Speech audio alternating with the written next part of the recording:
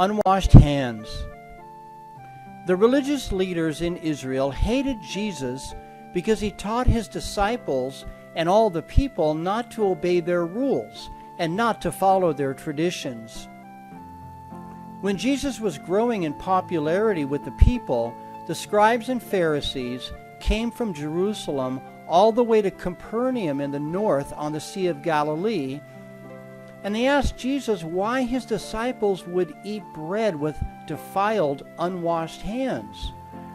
And they condemned him for this. Jesus immediately responded that the prophet Isaiah spoke correctly about them, that they were hypocrites because they teach man-made traditions as though these were the very words of God, and they make them even more important than the scriptures themselves. During the time of Jesus, the traditions and duties to God within Israel were determined by the religious leaders.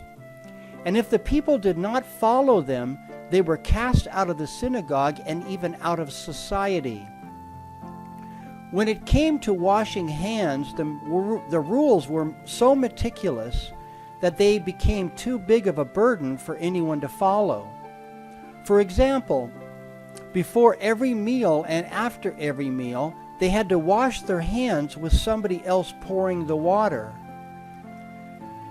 The water had to equal at least the amount of 1.5 eggshells, and it had to be poured onto both hands, which were lifted up so that the water was dripping down upon the wrist to make sure that the whole hands and fingers were washed.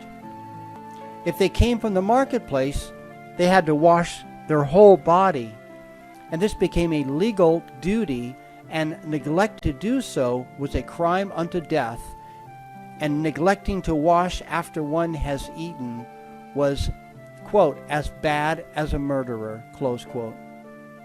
There were rules about washing the cups, the pots, the vessels, and even the tables, and much more. These traditions were taught as God's rules by the eminent teachers of Judaism. We know by hindsight that these volumes of traditions have all been neatly organized into what is commonly called the Talmud, which adds, quote, "My son, give more heed to the words of the rabbis than to the words of the law."